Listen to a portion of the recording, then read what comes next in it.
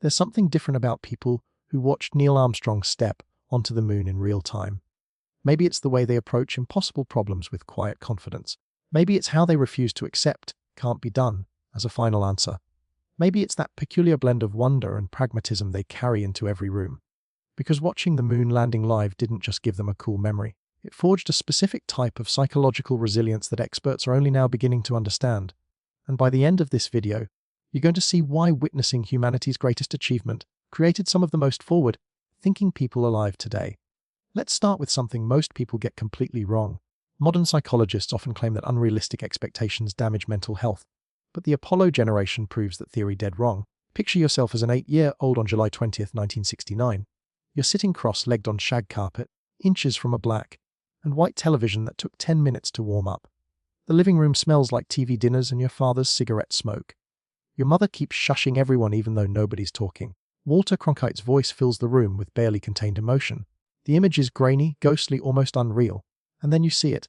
A human being in a white suit stepping onto another world. Your heart pounds. The adults around you are crying. You don't fully understand why, but you feel it too, this overwhelming sense that everything just changed. That if we can do this, we can do anything.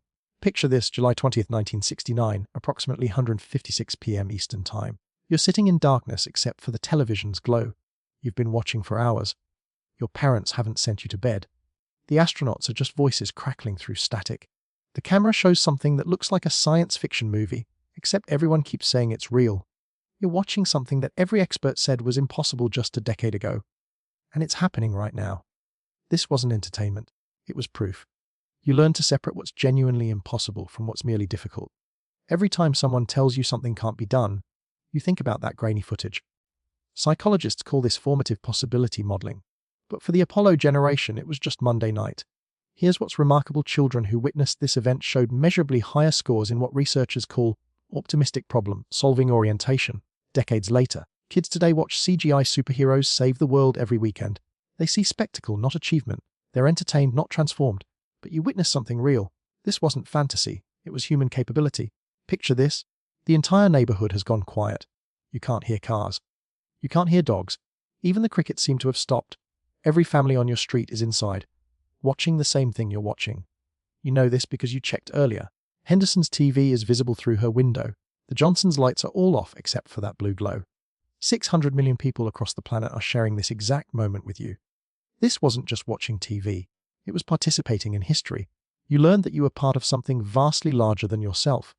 That individual lives connect to species-level achievements.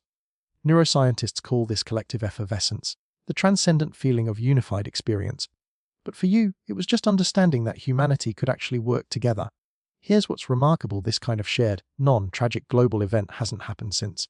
Modern kids experience fragmented media. They watch different things at different times on different platforms. They connect through screens, but never through simultaneous awe. But you felt 600 million hearts beat as one. This wasn't content consumption, it was collective consciousness. Picture this. The astronauts aren't movie stars. Neil Armstrong sounds like your uncle, calm, measured, a little awkward. He's an engineer from Ohio who flies planes.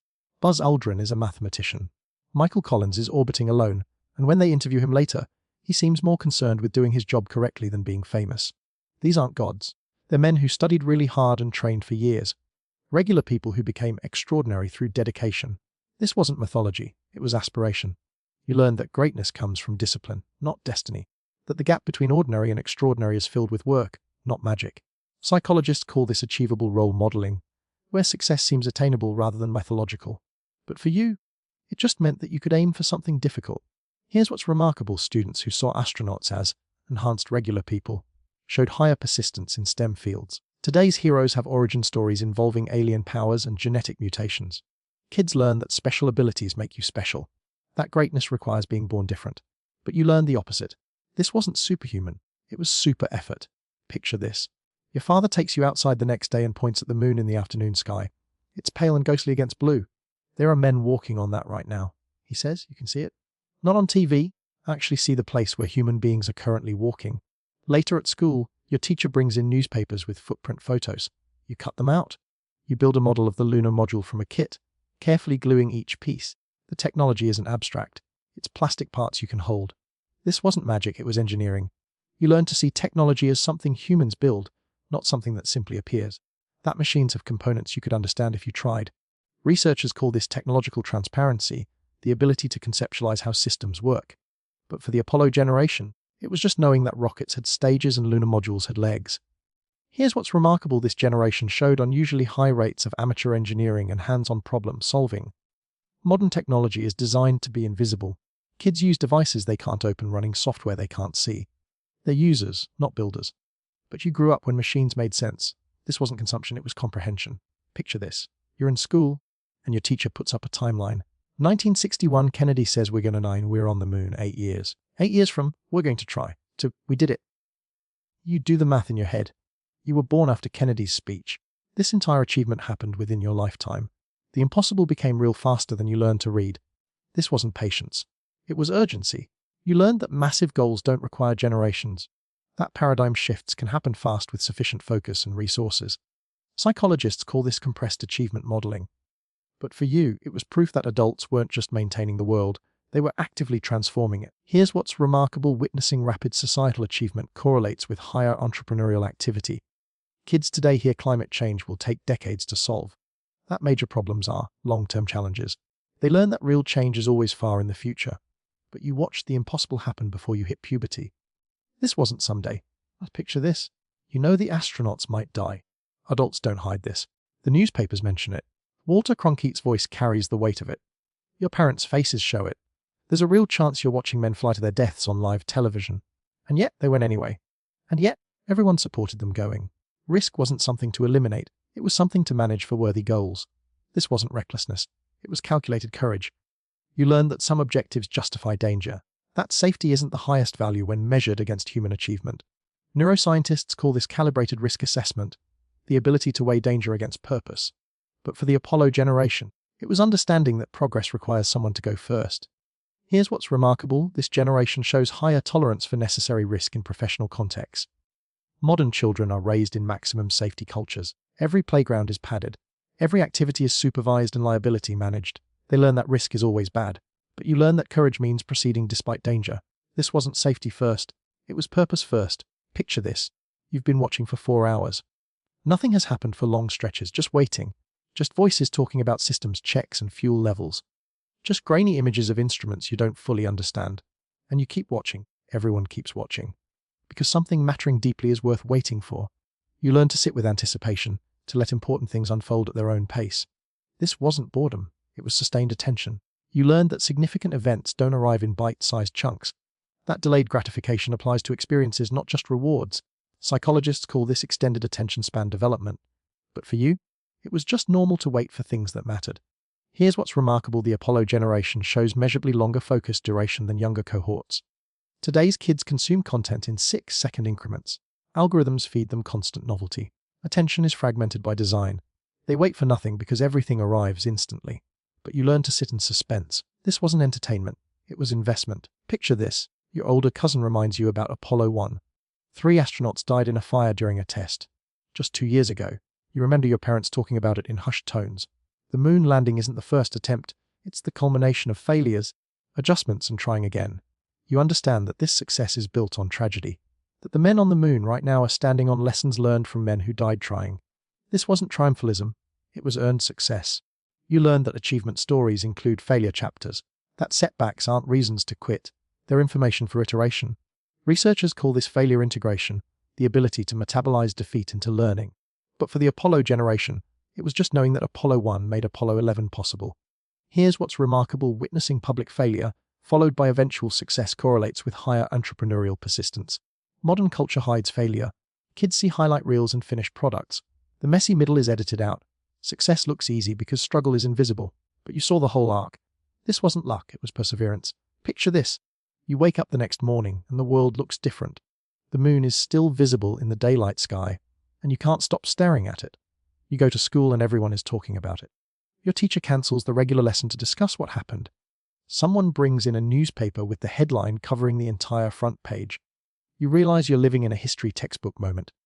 That you'll tell your children about this. That this day separated before from after. This wasn't news. It was legacy consciousness. You learned that you were living inside history as it happened. That moments of significance feel different in your body, not just your mind. Psychologists call this autobiographical landmark encoding, memories that organize personal timelines. But for you, it was understanding that individuals witness civilization-level pivots. Here's what's remarkable. People with clear, before and after, historical memories show stronger future-oriented planning. Kids today live in continuous incremental change. No single event divides their timeline. History happens gradually, without punctuation marks. They're always in the middle of the story. But you experienced a chapter break. This wasn't continuity. It was transformation. Picture this. In the weeks after the landing, everyone talks about what comes next. Mars by 1985. Moon bases by 1980. Space stations. Colonies. The future seems not just possible but inevitable. Adults tell you that you'll probably vacation on the moon. That by the time you're grown, this will be normal. You believe them because they just did the impossible. You shape your life around a future that seems guaranteed. A future that never quite arrives the way they promised. This wasn't naivety. It was directed optimism. You learn to aim for ambitious futures even if they take longer than expected. That disappointment in timing doesn't negate the validity of the goal. Neuroscientists call this resilient futurism, maintaining forward, thinking despite unmet expectations. But for the Apollo generation, it was just accepting that progress isn't linear. Here's what's remarkable: this generation continued supporting space exploration despite decades of slower advancement than predicted. Young people today are often pessimistic about the future. They expect decline, not expansion. They've inherited crisis narratives without accompanying achievement narratives. But you inherited the opposite.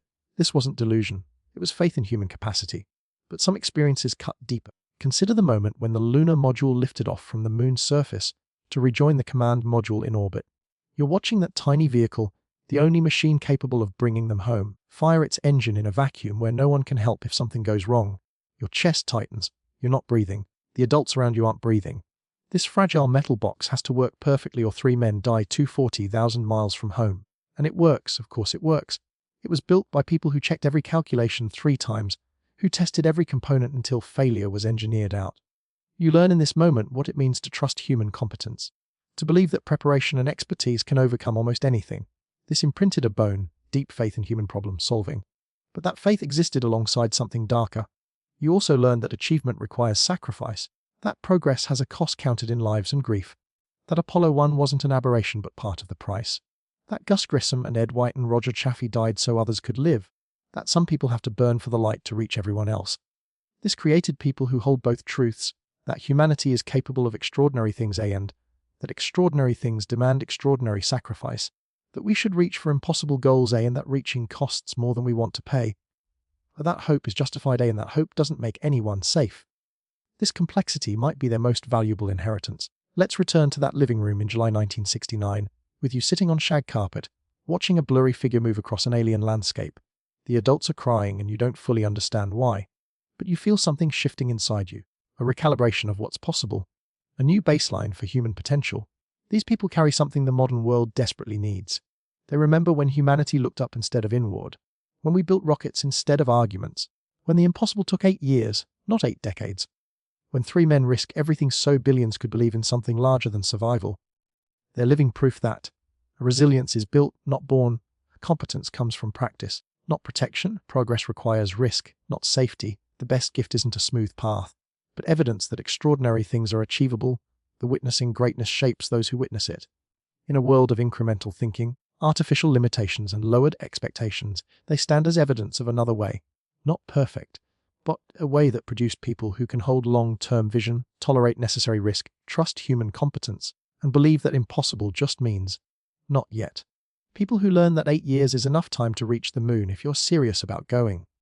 They grew up in an era when humanity proved what it could do when it actually tried, when engineers and mathematicians became heroes, when the entire species looked up at the same moment and felt the same thing, when risk was acceptable if the goal mattered enough, when adults didn't pretend everything was safe. They just built things well enough to survive the danger, and somehow they learned to hold it all. The triumph and the tragedy, the promise and the disappointment, the faith and the cost. They learned it by watching people walk on another world, and then spending decades in a civilization that never quite reached for that height again. They're still looking up.